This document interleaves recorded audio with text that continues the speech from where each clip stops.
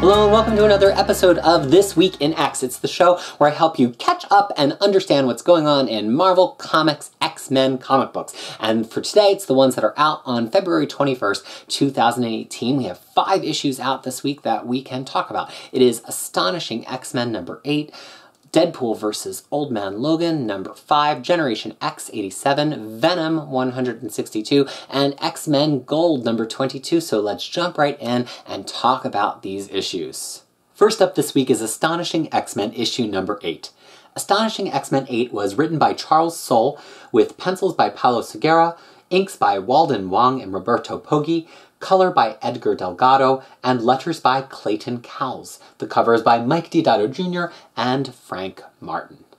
I have, as it turns out, a lot to say about this issue, so let me try to catch you up to where we are and then say all the stuff that I have to say. So, Astonishing X-Men is, in theory, a 12-issue maxi series, all written by Charles Soule, and the first 6 issues were one chunk and the second 6 issues are another chunk.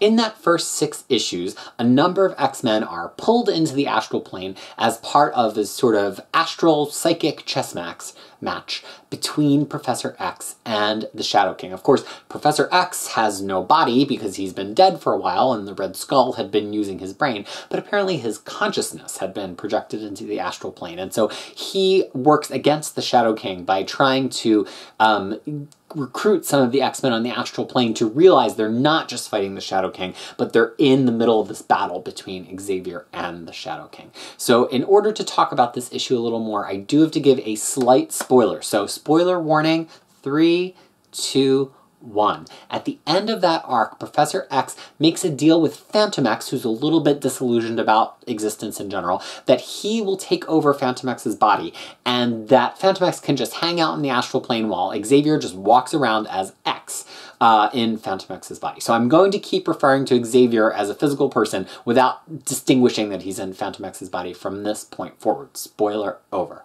So, since the end of that confrontation on the astral plane, I'm not going to give you all the details of it, the X-Men have some other problems to face. They're still in the middle of London, and they still have to deal with some potential end-of-the-world type happenings, as well as a returned previous villain who is very much the star of this arc, so I'm just going to go ahead and blurt it out. That villain is Proteus, and we haven't seen him for quite some time. He briefly, I think, came back in Necrosha, which would have been back in, I guess, early 2010, but he hasn't really been back as a live character for a long, long time. So here's what I find really interesting about this issue. People saw Charles Soule's name on a maxi series run, and they thought this was going to be like prestige, just like wild, amazing X-Men, the way that DC puts out these maxi series like Doomsday Clock, which is going to be, you know, the biggest thing in the DC universe, or even Mr. Miracle, which is also one of the biggest things in the DC universe. But this Charles Soule run, it turns out to be something very different, and it's taken me 8 of 12 issues to realize that.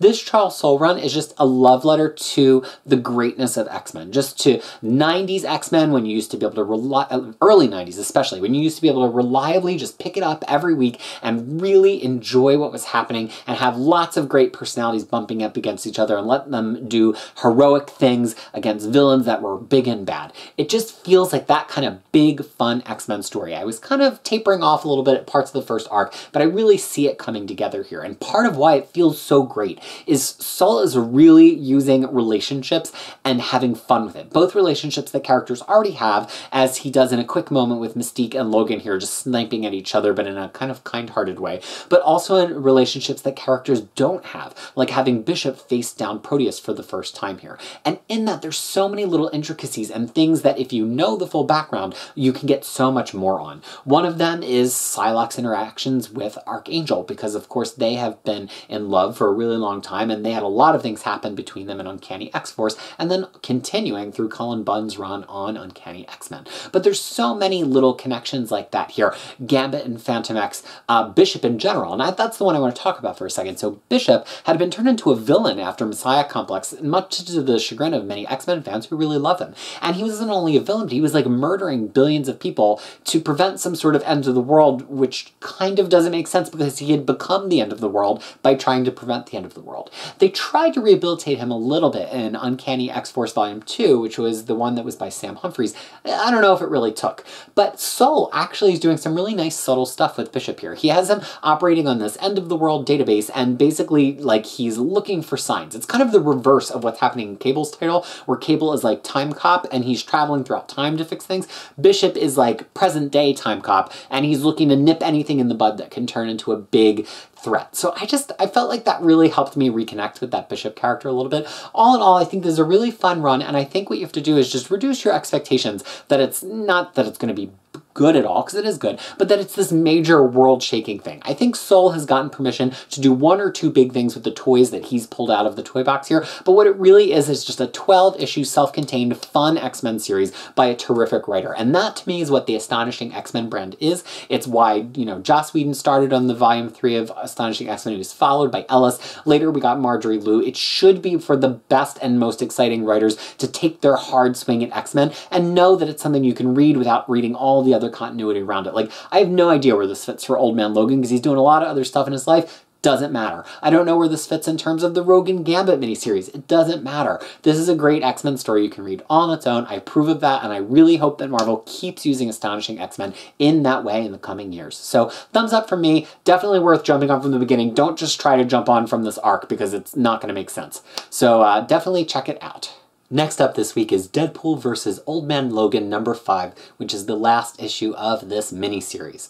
Deadpool vs. Old Man Logan #5 was written by Declan Shalvey, with art from Mike Henderson, color art from Lee Luffridge, letters by Joe Sabino, and a cover by writer Declan Shalvey and Jordi Belair on colors. You don't need to know a whole lot of background about Deadpool or about Old Man Logan to really enjoy this miniseries from issue 1 to issue 5. Certainly don't pick it up here. If you're going to read it from the start. Here's the few things you do need to know. So Old Man Logan is Wolverine from a future that diverged from our current day in the comics at some point in the past of our current comics, if that makes any sense to it all. But now he's here and he's just living his curmudgeonly life until we get our real Wolverine back. Meanwhile, Deadpool, the thing you need to know about is Deadpool has a daughter, and this was something that was covered in the Marvel Now run of Deadpool that ran from 2013 to 2015, and he has some very complex feelings on the matter, which I'm not going to go into here. And so when Old Man Logan, who's lost a lot in his post-apocalyptic future, and Deadpool, who has some mixed feelings about his daughter,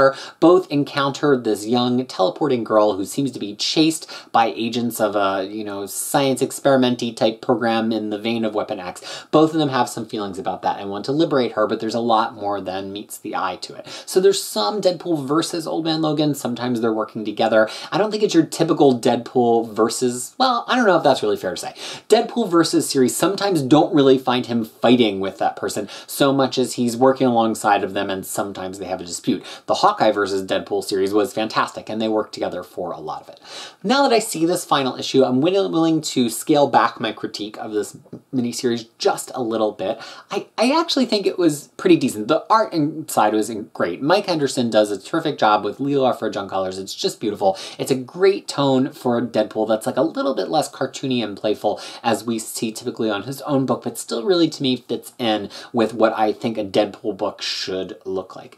I will say that my main critique here is not so much the plot, but I don't know that Declan Shalvey has like nailed the Deadpool voice. He's kind of like a little overly charming and schoolmarmish here. I don't feel like we have as much of that like Dadaist Deadpool where he's like a little unhinged and he's a little bit more scatological. Maybe that's been changing a little bit in his current title. To be fair, I'm not currently up to date on it, but I just never felt like it was like Deadpool the way that he frequently sounds. And the Old Man Logan, again, is just written in this very kind of averagey baseline way. So look, if you like these two characters, then read this series. But I don't think it's a must read if you only like one of them or if you're just looking for another X-Men book to pick up. The one thing I will say in its specific favor is I really do like what it does with this young girl character who the two of them are kind of trying to look after. I really hope somebody picks her up again at some point in the future because I think Shalvey has made a really interesting character with an interesting power and that could go in a couple of different directions. So hopefully some X-Men writer notices in a year or two and uses her for something. I think it would be a really good idea, and I think, you know, it's nice when writers go to this effort to make something up from scratch, that it gets to continue to exist in this universe. So this miniseries, not highly recommended unless you happen to be a huge fan of both Deadpool and Old Man Logan. Not bad, but not the most memorable thing I have read recently from a Deadpool miniseries. Our next X-Men issue this week is Generation X number 87, which is unfortunately the final issue of this ongoing title. Generation X number 87 was written by Christina Strain, with line art by Amilcar Pina, color art by Felipe Sobreiro, letters by Clayton Cowles, and a cover by Terry Dodson and Rachel Dodson. Since this is the final issue of the series, I don't know that I need to catch you up to this issue so much as I maybe can give you a little bit of a pitch for the Generation X series in general and let you know what the storyline has been. So Generation X, of course, was originally the title that featured the fourth genesis of Marvel mutants. They were the mutants that were largely introduced through the Phalanx Covenant crossover, and they were shipped off to the Massachusetts Academy for safekeeping by Emma Frost and Banshee. It was really where Emma Frost became a good guy character long before she was used in Morrison's new X-Men in the early 2000s. Now, a lot of those Generation X characters have died. Some of them have faded into obscurity, like Husk. Chambers kind of used sometimes, but not with great frequency, as an ongoing team member. The one Generation X character that really has seen a life of her own is Monet, sometimes just called M. She was used extensively throughout the Peter David X Factor run with Jamie Madrox that began in 2006. Then she leaps over to the X-Men book in 2013 and becomes kind of a member of the main squad, and then gets picked up by Cullen Bunn in Uncanny X-Men. So she has really been well used for the past few years, and in that Uncanny X-Men run, she has a run-in with her brother Emplet, who is sort of like a mutant power energy vampire living on a semi-different plane from us. So he's kind of like a rogue slash Kitty Pryde slash, I don't know what else. Maybe it's slash Omega Red, maybe.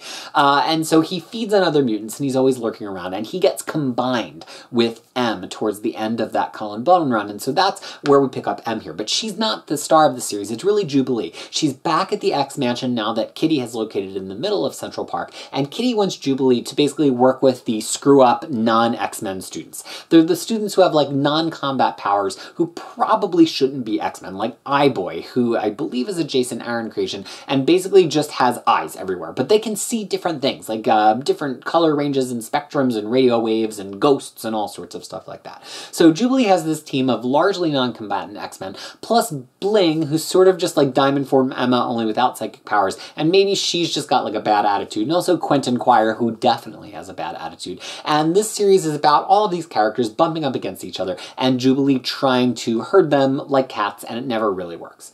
Now, having seen the whole series in whole, I can say some positive and negative for it. The positive is that Christina Strain has an amazing, amazing gift for putting voices to these X-Men characters. It's one of the most authentically voiced X-Men books I've read in a long time. Everybody felt distinct. They felt like they had their own sense of humor. The young characters felt young. She just did a brilliant, brilliant job. We mostly know her previously as a colorist. She was a colorist on many different Runaways series, including the original launch of Runaways by Brian K. Vaughan. So that was great. The downside I'll now say, having read the whole thing, is I don't know that we really got Jubilee as the mentor or coach for this group of students. We've seen this trope a lot in X-Men comic books where like somebody gets saddled with the weird students, the hard students, the overly powerful students, the students who might become villains. And I just don't know if Jubilee was used at her very best here. I think we saw a lot of good Jubilee, but I don't know if Christina Strain like quite got where she was going to with Jubilee there. But there was a purpose for Jubilee which finally pays off in this issue. And also Chamber is used really well, and we get a little bit of Husk too. So that's very satisfying. But really this series is all about these X-Men students. So if you're the kind of reader who needs an X-Men series to have a lot of characters you're going to recognize and big fun moments with those characters, you are out of luck in this series. Unless you happen to be a big Jubilee fan and a big Quentin Quire fan, there's just not going to be a lot for you. But if you enjoy reading the books that are about newer mutants you haven't read a lot of before, and how their powers interact, and how they, you know, fight and fall in love, then this is the kind of series for you. It does have a big payoff for Jubilee. It leaves the characters in a nice place. This particular issue was kind of like, oh my gosh, let's resolve things, and it's weird because this only got legacy numbering like a handful of issues ago. I would think maybe they would have given it one more issue, and it does feel a little speedy to me. The fight is like, hey, there's this you know, Deus Ex Machina we just thought of, let's make it work. But it is grounded in the character's powers, so I don't think it was a feat of bad writing. I just think it maybe could have used 4 or 5 more pages, not even a whole extra issue. So definitely satisfying if you've been enjoying Generation X all along. I think it's been a brilliant comic book, even though I've given it some critique here. And I think of all of the comics that relaunched for X-Men in 2017, it's quite possibly my favorite. You know, we've had All New Wolverine all along, which is definitely my favorite, but of this newer Resurrection era of titles, it was just great. It would be a darn shame if we do not see Christina Strain again at Marvel, and hopefully on another X-Men book, because she clearly has a love for the characters, and she's clearly got a gift for writing them. So I highly suggest you check this out. This will be in a second trade. It'll be out soon. You can always get it digitally, and it's just a very satisfying series if you enjoy X-Men in school X-Men. Our next title this week is Venom issue 162. I know what you might be thinking, Venom? That's not an X-Men book. Well, right now it is, because it's part of a crossover with X-Men Blue called Poison X, and this is the 3rd chapter. Venom number 162 is written by Cullen Bunn, with art from Edgar Salazar and Ario Anandito, colors from Dono Sanchez Almera, letters by Clayton Cowles, and cover by Will Robson and Edgar Delgado. So one thing to note here is Cullen Bunn apparently is writing the Venom chapters of this, and Cullen Bunn is the author of X-Men Blue, but not of Venom. Venom to this point has been written by Mike Costa. So Cullen Bunn is writing this whole crossover. It's effectively just an X-Men story. As much as Cullen Bunn is, I'm sure, trying to do service to the Venom plot, it's really just the X-Men stretched out into more issues. And that's really apparent here, because Venom really doesn't do anything that's significant to his character in this run so far. Just to briefly catch you up, Venom is currently Eddie Brock. That happened as Marvel turned over to Marvel Legacy at the end of 2017. This Venom volume had been launched with a new #1 with somebody else in the Venom symbiote suit, and Eddie Brock took over when the numbers changed to Legacy. There's really not a whole lot else to say. He's Eddie Brock. Here we are in space with the X-Men and Venom, and actually, it's not as bad as I thought it was going to be. First of all, this book is just gorgeous. The art is terrific. It's great. I found myself lingering on panels even when I wasn't super interested in the things that was happening in them. So kudos to this art team. I was seriously impressed with all of the art in this issue.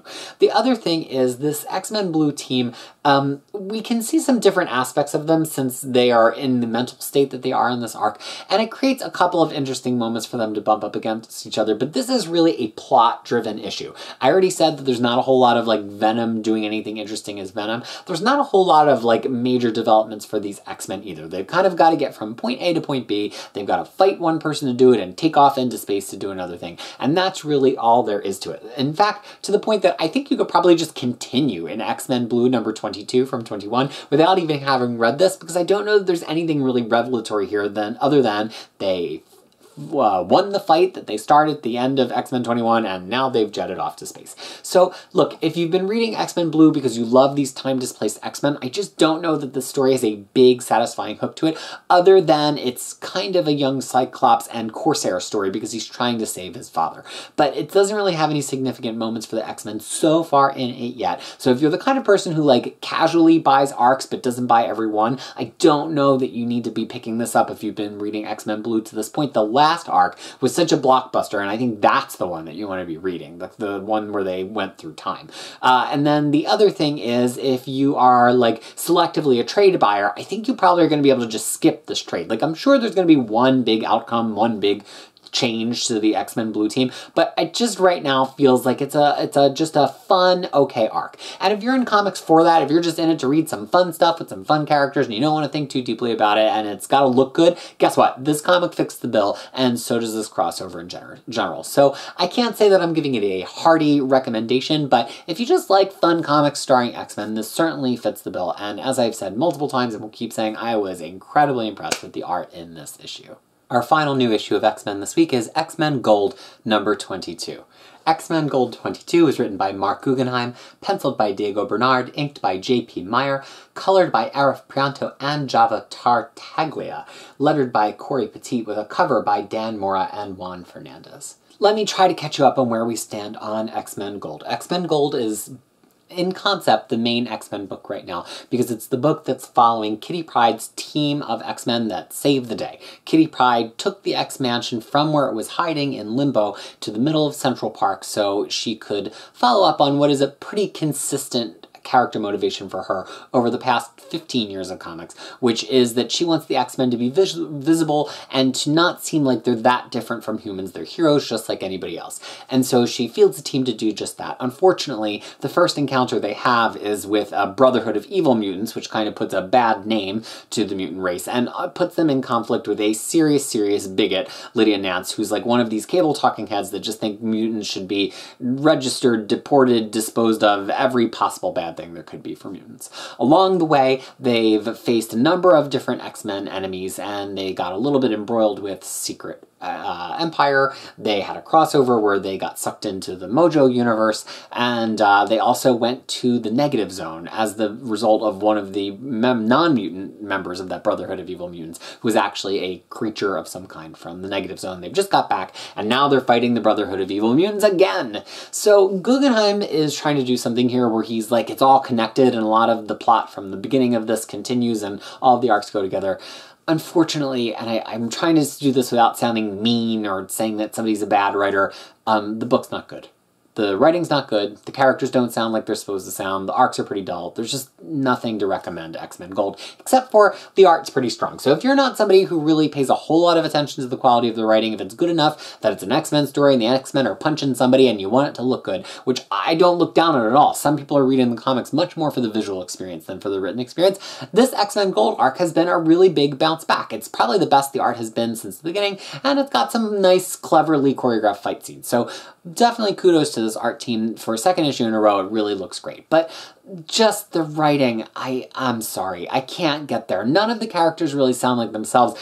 Nightcrawler in particular says one ridiculous thing in this issue to somebody. He says, "Too bad you're not a mutant," as he drops him into water and says, "Hopes you can swim." Like, what Nightcrawler says that? It's a ridiculous line. I get the point that he's trying to say, like, hopefully you have some powers that can save you from the drink or something, but it's so inelegantly stated, and it's like mean-spirited. It's not Nightcrawler. And that's the thing. That's how all of these characters are sounding and operating. None of them sound like themselves. They're not taking actions that feel like themselves. It's just like a weird imitation of an X-Men book. And it's sad because it's got the team we want to be reading about. It's trying to do service to Rachel Summers. It's moving forward Kitty and Colossus's relationship. And you know what? If I was the only person reading it that felt this way, I would probably disclaim it with like a, "this book's not for me," which you'll hear from me a lot, because sometimes I really hate a book that's pretty popular, and I like to let you know the difference between me not liking a book and a book not being objectively good. But I am starting to see some fan commentary cement around the fact that this book is just not what it could be. And so I want to tell you, like, there are better comic books you could be supporting with your dollars right here, including X-Men Blue, which has been pretty strong lately, even though that's a book where I hate the concept, and X-Men Red, which came out last week and was an incredible first issue and stars Jean Grey, plus sideline titles like Generation X, which just got canceled, which I would much rather keep over this. So I cannot say anything in favor of this comic book other than it looks great. Luckily, that does not have to be my last word on the X-Men for the week. I'm going to start going over all the X-Men collections out for the week, just so you can get an idea of what's out if you are a collected editions buyer. The first one out this week is All New Wolverine's Orphans of X arc. It's the arc that I've been reviewing so far in the series. It's fantastic. It is the best the art has been on All New Wolverine. You can see my reactions to it in the last couple of episodes. Tom Taylor did fantastic writing on this arc, and I don't think you have to have been reading All New Wolverine all along. If you're an X-23 fan, it has some big payoffs on X-23. Highly, highly recommended. Also out this week is the first trade paperback of Astonishing X-Men by Charles Soule. So if you wanted to get caught up on that run I was talking about at the beginning of this episode, and the idea that big fun old school style X-Men comics that makes you happy, then this is the book that you want to pick up. Next, there is an older X-Men collection. It is called Cable and X-Force Onslaught Rising. This is the next sequential trade paperback collecting a merged run of both the 90s X-Force series and the 90s Cable series. So if you've been buying them all along, this fills the next gap, and it gets us really close to having every issue of Cable ever in that run collected. So really cool for that. I don't know that it's like the most best interesting period if you haven't been buying them all away, so it doesn't have like my all-around thumbs up, but if you're somebody who's a gap-filling collector, this is a major pick up for you. Let me just take a peek at my notes. Oh, how could I forget my favorite book? So the next epic collection of Excalibur is out. It is the very, very famous cross-time caper. This is Chris Claremont, Alan Davis, this Excalibur at its peak. The team is traveling through the multiverse and finding all sorts of weird variations on the world and contending with it. I don't think you should pick it up cold. I think you should pick it up if you have, I'm looking here if it's on my shelf somewhere I can grab. And it's not. If you have the other Excalibur Epic collection, because it's the collection that comes right before this. So for some of the Epic collections, Marvel skips around. They do like number 16, number 1, number 7, number 2. But Excalibur, they're going through sequentially so far. So you can get number 1 and then pick up number 2. This is a classic period of Excalibur. Really fun, really enjoyable. One of my favorite comics of all time. Highly, highly recommended. So those are the X-Men collections that are out from Marvel this week. There you have it, folks. That has been This Week in X. Hopefully that helps you catch up with the 5 X-Men issues out this week and to figure out which of those series you should be following or catching up with, as well as catching up with the collections out this week. So I want to thank you so much for watching. Please, if this is the kind of series that you like, that helps you keep up with X-Men or just helps you enjoy the comic books a little bit more, please let me know by commenting, liking, subscribing to the channel so I know that this is more of the kind of content that you want to see in here. And if it's not the content you want to see in here, tell me below what the content you want to see in here is. Maybe it's something that I would love to talk about too. So thank you very much for watching This Week in X from Crushing Comics.